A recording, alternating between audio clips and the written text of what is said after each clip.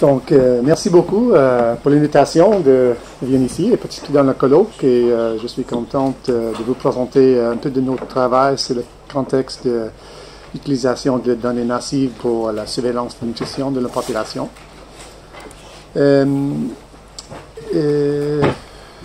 Intéressant. Voilà. Donc, je débute avec un peu, mes diapos sont en anglais, mais je parle en français. J'espère que tout va bien avec ça. Donc, je débute avec un peu de contexte et théorie. Pourquoi est-ce qu'on travaille dans ce domaine avec cette approche? Et après ça, on donne un peu d'une présentation de notre travail avec les données massives pour création de l'indicateurs de nutrition au niveau populationnel.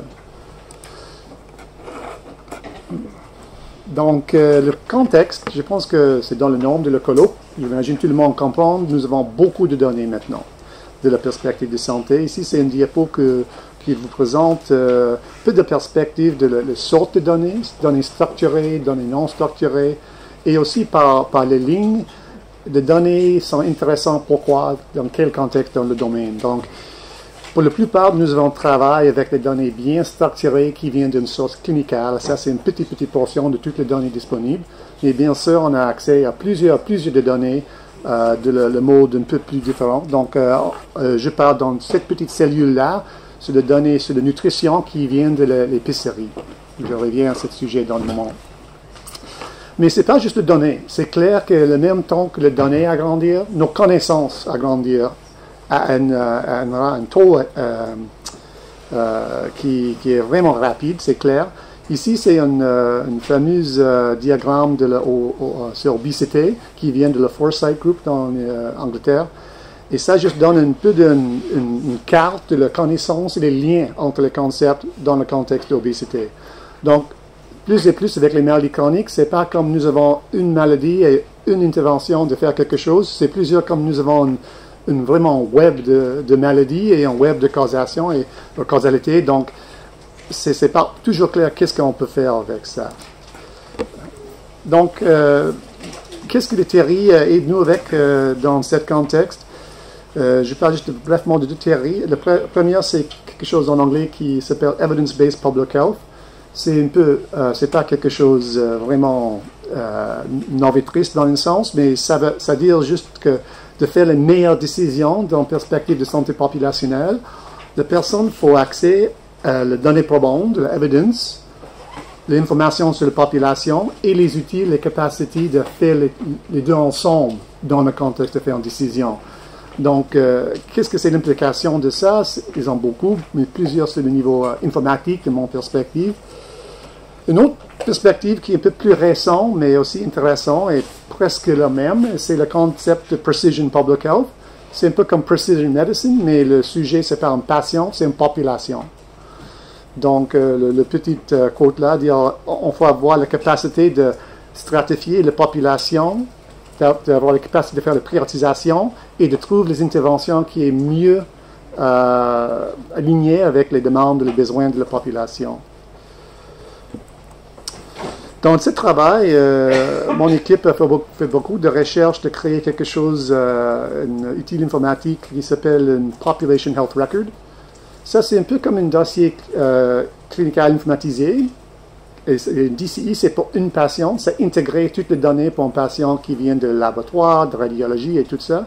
Mais pour une population, l'idée est d'avoir quelque chose de similaire qui fait une intégration de toutes les données qui viennent de le facteur de risque et le facteur de maladie et fait un lien vraiment entre les données dans un contexte causal. Donc, on a créé un système comme ça. Et ici, c'est juste une petite cartoon de ce système. Mais en base, on débute avec les données médico-administratives et clinical données pour une grande population. Et à la côté, on a aussi accès aux données sur le facteur de risque. On met les deux ensemble dans le mode qui est en real time et dans le mode plus avancé dans le sens informatique. Et aussi, on utilise l'intelligence artificielle de faire un lien entre les données et le concept, d'aider la personne qui travaille avec cette sorte de système de comprendre qu'est-ce que c'est la cause de quel facteur, qu'est-ce que c'est l'intervention que je peux utiliser de faire quelque chose pour cette population.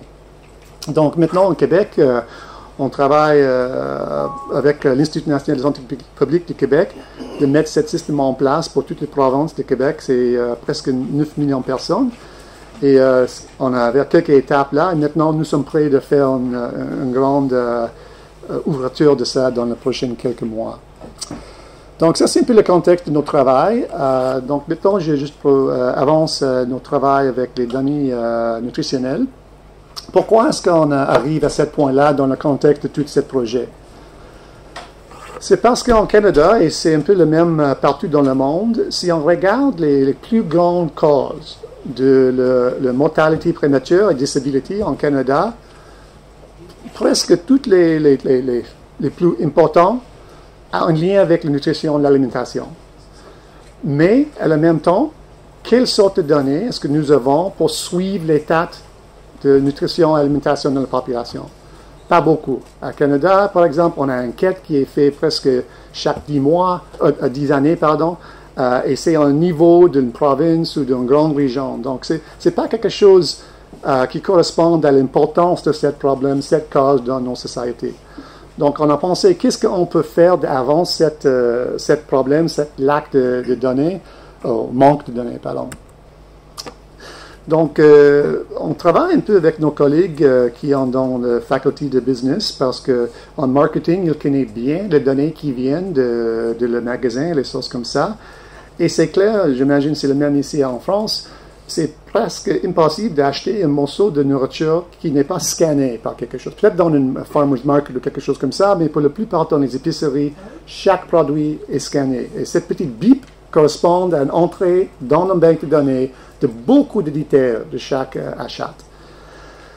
Bien sûr, les données sont un peu partout, dans les épiceries, dans les dépanneurs, les choses comme ça, mais ils ont déjà les entreprises qui centralisent les données.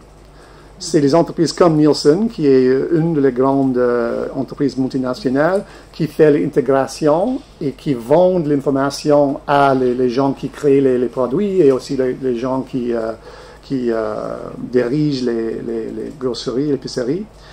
Et aussi, plus et plus, les épiceries eux-mêmes créent les programmes de fidélité, où ils donnent les cartes à les gens, et ils centralisent les données, de comprendre qui achetait quoi, de faire les marketing plus targeted à chacune.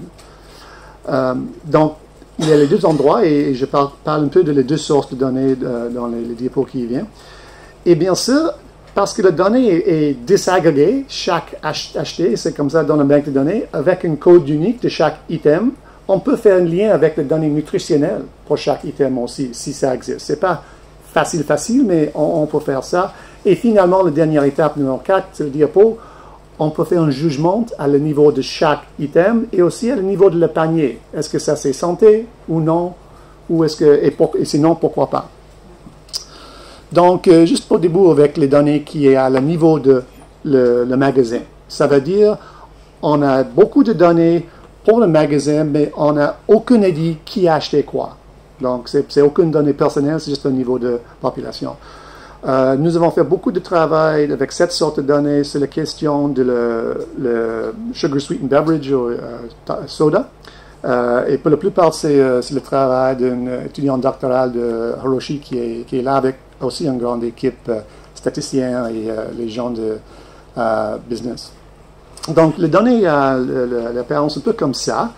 Les données qui viennent de l'épicerie sont en bas, le tab en bas. Ça donne juste un petit extrait de vous présenter qu'est-ce que c'est la sorte de données. Pour nous, on a accès à le niveau de une semaine, un magasin, un item. Donc, pour chaque magasin, chaque semaine, on la compte item, beaucoup de détails sur chaque item, comme par exemple, qu'est-ce que c'est le prix.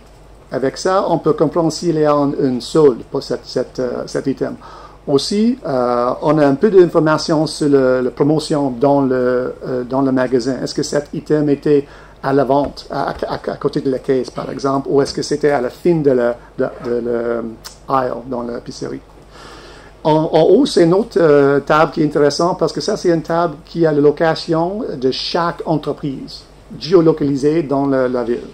Donc, ça vient de notre source, mais avec ça, parce que dans la table en bas, on a juste un échantillon de le magasin, pas tout le magasin. Mais avec les deux sources, on peut comprendre qu'est-ce que c'est l'échantillon que nous avons pour les épiceries et comment on peut faire une prédiction d'utilisation achetée de chaque produit pour toute la ville. Donc, ici, c'est un exemple, une analyse que nous avons fait concernant qu'est-ce que c'est la relation, parce que tout le monde comprend le concept d'élasticité. Quand le prix augmente, le niveau d'acheter descend. Donc, ça, c'est clair. La question, dans le concept de politique en santé publique, si on augmente le prix, par exemple par une taxe, qu'est-ce que c'est l'impact sur l'acheter? On expecte l'acheter de descendre. Donc, mais en même temps, si les gens, l'entreprise qui crée le soda ou le magasin veut descendre le prix, qu'est-ce que c'est l'impact sur la population? Donc ici, on regarde à le supermarché et aussi à la pharmacie qui vendent plusieurs et plusieurs les nourritures au Canada. Qu'est-ce que c'est l'élasticité? Donc cette plate ici, sur l'axis horizontal, ça c'est le niveau de discounting ou de solde, donc pourcentage. Donc c'est début à 0 et vient à 15 ou 25. À l'autre axis vertical, ça c'est l'augmentation du nombre d'achetés si le prix a un discount à ce niveau.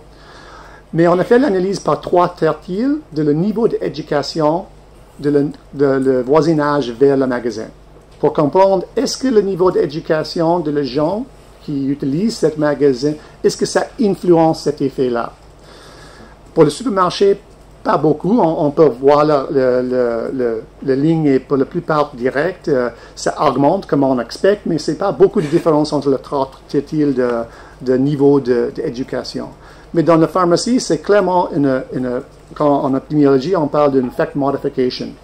Ça veut dire la ligne qui est toute profonde en haut, ça c'est le plus bas niveau d'éducation, et le niveau d'acheter augmente plus rapidement dans cette région que dans l'autre région avec plusieurs d'éducation. Donc, ça, c'est une implication intéressante parce que ça veut dire si on change le prix, ça a les effets peut-être un peu différents dans la population dépendant de leur niveau d'éducation. Même, on a fait l'exercice d'essayer de prendre nos échantillons et les magasins où nous avons les données sont les points profonds. Les autres magasins sont les points plus légers. On essaie de faire une prédiction de l'acheter de le soda à le magasin qui n'a pas les données. Et c'est clair qu'on fait faire une très bonne prédiction.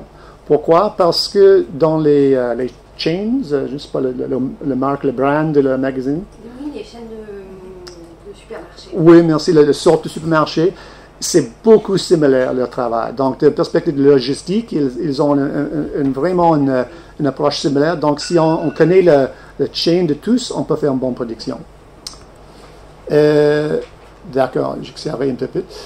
Donc, je ne parle pas beaucoup sur ça, mais ça, c'est juste de dire, on peut aussi faire une estimation de l'acheter dans la région avec aucun magasin, parce qu'on peut comprendre le mouvement des gens vers la région, et on peut faire un lien avec ça et les données d'achat.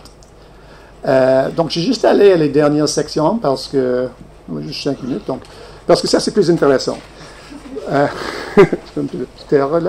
Donc, parce qu'à niveau populationnel, c'est intéressant de comprendre qu'est-ce qui est passé à niveau de le magasin, et ça donne une perspective vraiment populationnelle. Mais de comprendre qu'est-ce qu'on peut changer dans le comportement de les gens, c'est plus important de comprendre qu'est-ce que c'est dans le panier de quelqu'un et qu'est-ce que ça change vers toi. Ça, c'est pourquoi la donnée fidélité est mieux, parce qu'on a les données vraiment encore de chaque item, mais aussi on a les données de qu'est-ce que c'est dans leur panier, et on peut faire un lien entre les paniers vertons.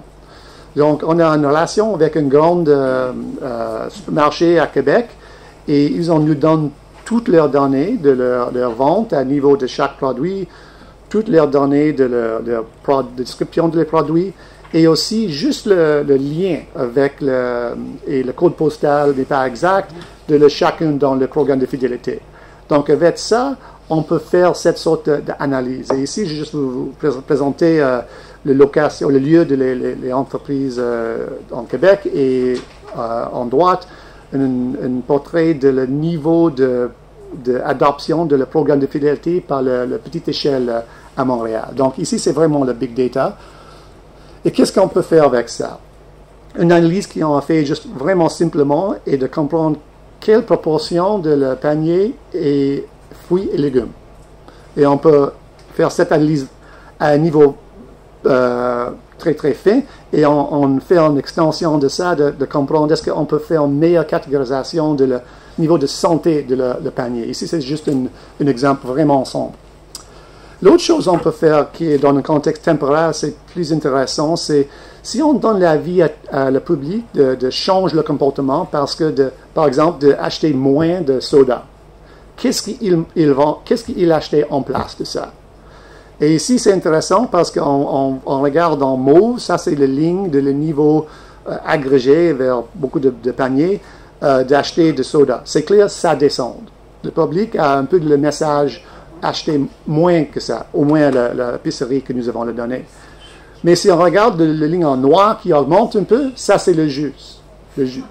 Donc, ce n'est pas une meilleure substitution, mais peut-être le message, c'est pas assez clair de ne pas juste acheter ça, mais qu'est-ce que c'est la bonne alternative. Donc, ça, c'est quelque chose d'intéressant. Mais la dernière chose qu'ils ont fait, à ce moment-là, qui est intéressant, est de regarder plus profondément dans le panier. Donc, nos politiques, pour la plupart, sont à le niveau d'un produit comme n'achète pas les sodas avec sucré, achetez plus de légumes, achetez ça. Mais si on regarde dans le panier, c'est clair que les sortes de gens qui achetaient le soda, c'est pas comme un panier plein de légumes avec une soda.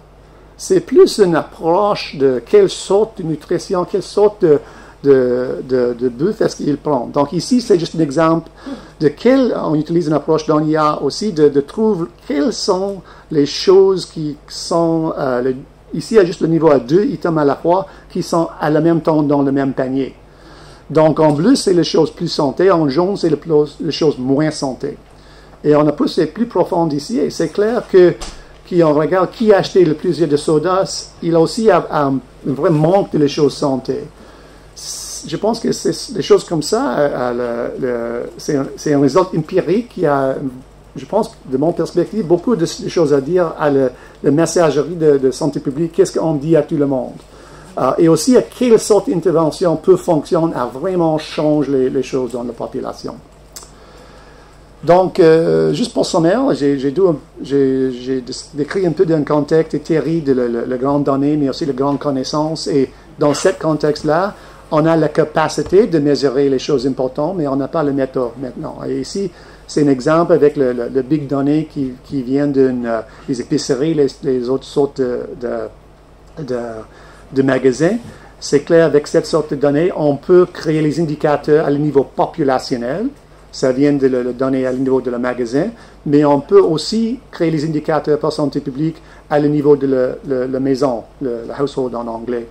Et je pense que ça, c'est une direction vraiment intéressante. La prochaine étape pour nous est de travailler plus et plus avec les entreprises, de comprendre qu'est-ce qu'on peut mettre en place dans la forme d'intervention qui utilise cette sorte de données et la connaissance du comportement des gens, comment les gens font réponse à l'augmentation de prix, à les coupons, les choses comme ça, de pousser les choses plus santé dans le panier, dans le mode qui est aussi efficace pour le magasin dans ce contexte. De mon perspective, ça c'est une intervention de santé publique qui peut avoir un impact et aussi c'est soutenable. Merci.